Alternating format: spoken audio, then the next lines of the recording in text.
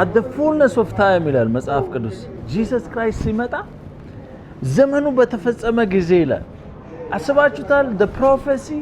ብዙ ትንቢት ሲነገርለት የነበረው ማንንም አስጨንቆት አይደለም ካልመጣ ተብሎ አይደለም ማንንም አስገድዶት አይደለም but the right time በራሱ ጊዜ በህይወታችሁ በቃ ታግሳችሁ እግዚአብሔር ከዚህ በኋላማ አይሰራም ከዚህ በኋላማ ዋጋ የለኝም ከዚህ በኋላማ ምንም የሚፈጠር ነገር የለም ብላችሁ ተስፋ ይቆርጣችሁ ማን ትንሽ ታገሱ ያ የእግዚአብሔር ትክክለኛ ታይም እየመጣ ያ የእግዚአብሔር ቀን የእግዚአብሔር ሰዓት እየደረሰ ነው ትንሽ ታገሱ ኢሳይያስ ላይ ምን ይላል I the Lord እኔ ራሴ እግዚአብሔር አድርጓለሁ